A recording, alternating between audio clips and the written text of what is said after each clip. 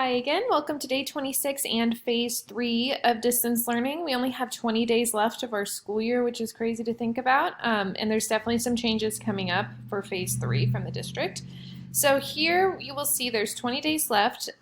For 15 of those days, so the next 3 weeks, 4 of the days, Monday through Thursday, we'll have core instruction in reading, writing, math, and or science.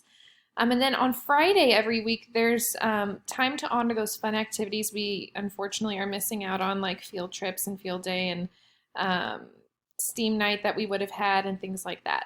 So for this Friday, there's a virtual field trip. If you want to click on this presentation up here, it will be on this coming Friday. All the information on that, so you can check that out. The next week will be a STEAM day, and the next week a readathon day, and then for the final 5 days of these 20, our last week of school will be 3 different design challenges, Monday through Wednesday. Thursday will be a virtual field day, and Friday will be a day to celebrate with your school. And I don't know what we're doing for that yet, but I'll let you know as soon as I do. I'm excited to hear about it. And then it's also important to note that on our special choice board, it will be pretty much the same. So if your child really enjoyed an activity on there, they can do it again or try to find a similar activity. We're also very excited to say that we've added our keyboarding sites that your child can use. I know a lot of your children really liked those and they got taken down because of some strange ads, but now they're up and running again. So if your child enjoyed those, definitely check that out. A few other changes in our slides. We have our new menu for meals. And just a friendly reminder, this service is for all students, not just those qualified for free and reduced lunch. So if you don't want to go to the grocery store today, or feeling tired, don't feel like cooking, you can just go pick up a meal between 11 and 1 each day. We also have our Zoom class meeting on Monday at 1. We do have this time where students bring something to share or a story to tell is usually the theme. And we'll also be hopping on to wish Mackenzie a happy birthday. Her birthday's the 29th, so we'll get on there and make her feel extra special.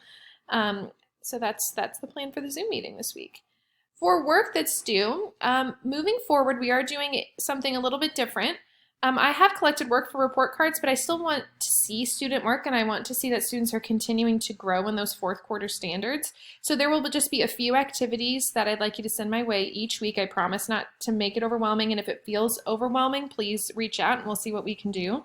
So for this week, the only assignments I need you to send to me are day 26 math activity, the day 28 math activity, and a science activity of your choice.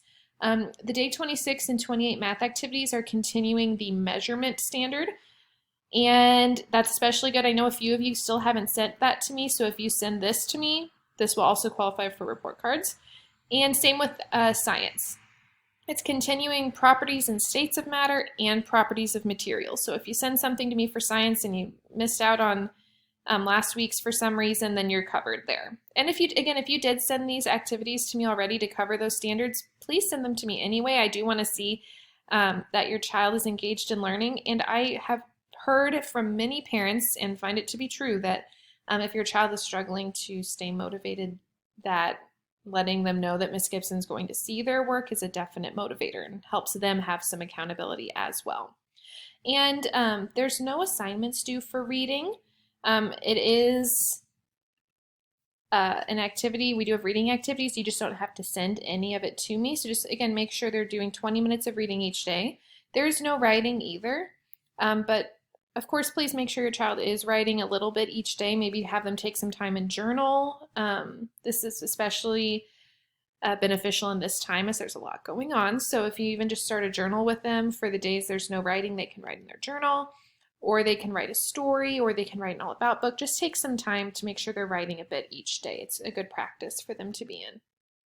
So for actual day 26 activities, for reading, they can read independently or with someone at home this Properties and States of Matter STEMscopedia. This is something we work through as a class. The reason it says maybe read with you is because there's obviously a lot of text and a lot of tricky words, and a lot of things that are kind of hard for students to maybe process on their own. So I would actually recommend, unless your child's reading it and they can explain it back to you and it's just making a lot of sense, working through this with them. They'll probably need your support on this. Read through it and work through like the little activities as you go. The big takeaway that I want students to get from this is that materials and matters properties help you to organize them. So looking here, when we think of states of matter, we think of a solid, a liquid, or a gas, which is great. And if they can classify matter in that way, that's great. But mostly we want them to take away is that, let me pull this up, there's a little video, materials can be grouped by their properties. So if you're able to group materials by solid, liquid, and gas, that's great. But if students maybe group them by how flexible they are, that's great too. We're kind of working on organizing our materials today. So going back to here, yeah, reading through this with them. And this activity I would not do with them yet, just because it's kind of what their science activity is going to be later today. So don't do this with them quite yet. Mostly just reading through it. I know it's a lot. If you want to read through it first and kind of pick the most important pages, I would say definitely these intro pages are very important, and working through these little activities are beneficial as well. This, again, do not do with them during the reading time. So again, reading that would be very beneficial. You don't have to, but they will need it later for science. So you can either read it with them for reading or read it with them during science time. If you wanted to save that for science, just have them pick either 20 minutes of Raz Kids, 20 minutes of ABC Mouse or Adventure Academy, or 20 minutes a book of their choice. And then for science, you are going to be talking about properties and states of matter. You'll watch this video, Properties of Materials. That's what this little thing was from. It's the end of the video, kind of like the big idea. I found this video very helpful, so I definitely recommend your child watch that. You can watch it with them or you can watch it on their own. And after they are done watching that video and reading through the STEMscopedia, they are actually going to do the activity on this page where they collect objects around their house. You see here they're collecting 3 objects. They're writing down its properties, which is what we practiced last week. So again, like the color, how does it feel? Is it flexible? And then writing down an object that is similar. Again, we're helping them classify objects into groups. So if they pick, I don't know, a sock, they could write down its properties. It's soft, it's flexible, squishy, you know, whatever properties they'd like. And another object that's similar, they'd probably likely pick another object of clothing, and that's fine. Or maybe they pick a towel because that can be a little bit similar too. So it doesn't have to be exactly like the object, but just thinking of how they're similar and why they're similar. And then for the game, it's kind of like, what's that game? Is it Heads Up? That they try to guess what it is. So they'll cut these out, put them into a bowl, and they can play this with you or a sibling or someone else. They'll pull it out of the bowl, put it on their forehead, and they'll try to describe what it is. So actually, I'd recommend you putting it on your forehead because they're trying to describe it to you. You can take turns, of course. Just make sure they're not just holding it on their head because they need the practice of the describing it. And then, so that's science.